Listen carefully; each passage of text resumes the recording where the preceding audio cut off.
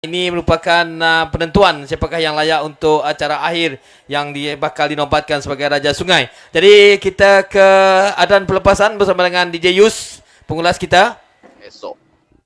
Baiklah, mereka sudah pun bersiap sedia.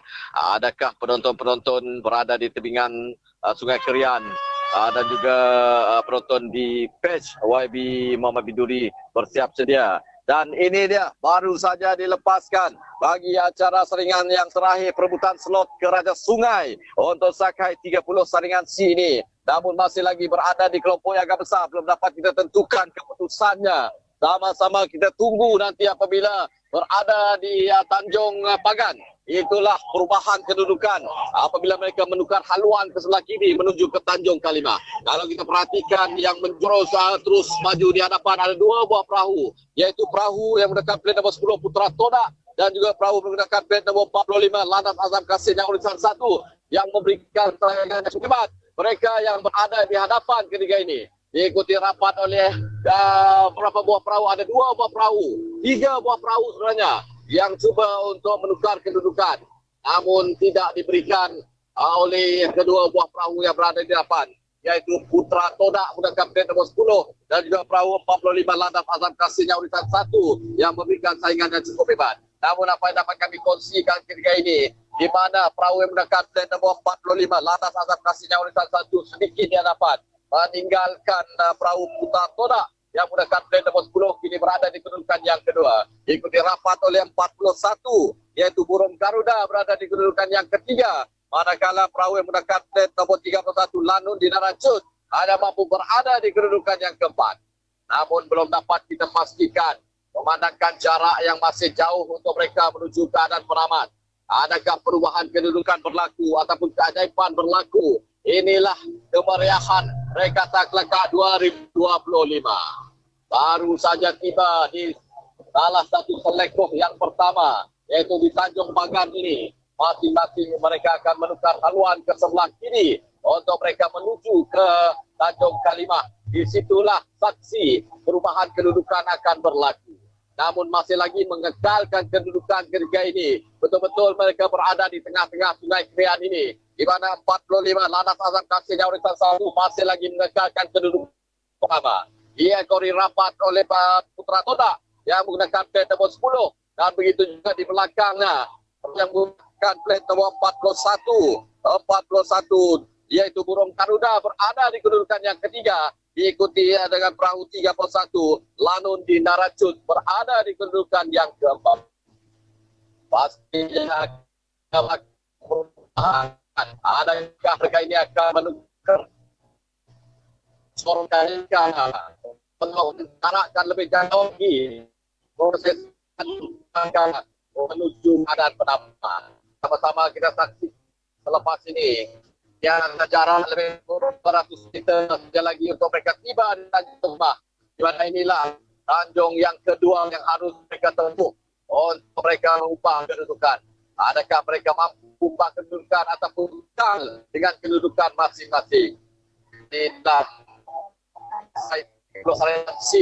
taringan yang terakhir yang berlangsung pada hari ini, perebutan slot ke Raja Sungai. Jadi sama-sama kita perhatikan, tinggal jarak lebih kurang 100 meter lagi untuk mereka tiba di Tanjung Kalimah. Di sinilah dia antara cabaran yang harus mereka tempuh, yang mana kalbak yang berada di Tanjung Kalimah di sebelah kiri.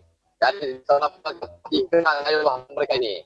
Adakah mereka mampu untuk mengubah kedudukan ataupun kekal berada di kedudukan yang pertama, yaitu Landas Azam Kasih yang urusan 1, kerana jarak di antara kedua-dua buah perahu Putra Toda menggunakan plat nombor 10 juga Landas Azam Kasih yang urusan 1 tidak jauh perbezaan mereka ini. Namun bot pengulas ini memberikan laluan, manakala kami tidak dapat memintas perahu-perahu yang bertanding memandangkan terlalu banyak remak yang hanyut di atas Sungai Kerian ini. Jadi kami memberikan ruang kepada perahu-perahu ini untuk melepasi Tanjung Kalimah. Dan insyaAllah sampai sini kami akan mencari ruang untuk berada di hadapan, berikan gambaran yang lebih jelas kedudukan terkini. Memandangkan dua buah perahu yang bersaing hebat di antara Putra Toda menggunakan plat nombor 10 dan juga Landas Azam Kasih yang urusan 1 yang menggunakan plate nombor 45. Ada dua buah perahu ini yang cukup hebat bersaing untuk perebutan tempat pertama dan juga tempat yang kedua bagi Sakai 30 saringan C.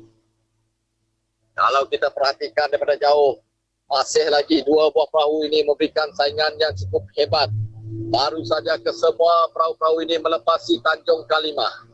Di sinilah puncaknya untuk perubahan kedudukan yang akan dapat kita saksikan. Mungkin anda yang berada di sekitar tebingan Sungai Krian ini sudah pun nampak kelibat dua buah perahu ini yang bersaing di antara Putra Todak dan juga Landas Azam Kasihnya Warisan. Dua buah perahu yang berada di kelompok di hadapan meninggalkan perahu-perahu yang lain di belakang. Hanya tinggal satu saja selekoh.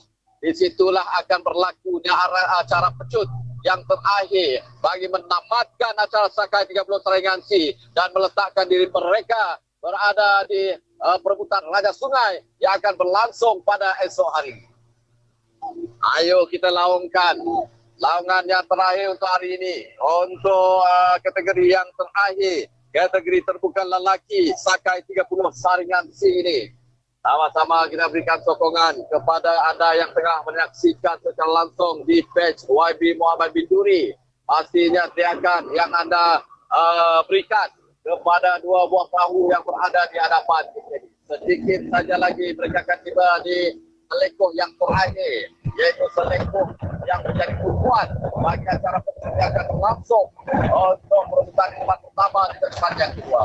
Namun tidak harus kita lupakan, di tempat yang ketiga juga tempat yang keempat ada persaingan yang cukup hebat juga di antara perahu 31 Landun Bintang Racun dan juga perahu 41 Burung Garuda yang kini seiring perebutan di tempat yang ketiga juga tempat yang keempat. Namun apa yang dapat kami berikan gambaran untuk anda, sedikit di hadapan kini 45 Landas Azam Kasihnya Warisan 1 berada di kedudukan pertama, diikuti rapat oleh Putra Todak juga kapten nomor 10 berada di kedudukan yang kedua ketika ini. Sama-sama kita laungkan sokongan kepada pasukan masing-masing. Adakah Putra Todak ataupun Landas Azam Kasihnya Warisan 1 dapat mengegalkan kedudukan di tempat yang pertama? Sama-sama kita laungkan. Ayo, dua buah perahu ini yang cukup hebat saingannya, di mana Putra Todak terus mengatur kayuhan mereka untuk cuba memintas Landas Azam Kasihnya Warisan 1. Namun saingan yang diberikan oleh Landas Azam Kasihnya Warisan seolah tidak mau memberikan sebarang peluang kepada Putra Todak yang kini berada di kedudukan yang kedua. Lebih kurang jarak 200 meter untuk mereka menamatkan acara ini. Kalau kita perhatikan kayuhan yang mereka tunjukkan, inilah pecutan yang terakhir yang mereka lakukan untuk mereka meletakkan kedudukan masing-masing. Adakah Landas akan kekal berada di tempat yang pertama ataupun perubahan kedudukan Putra Todak di tempat yang kedua dapat memintas Landas di saat sana ini.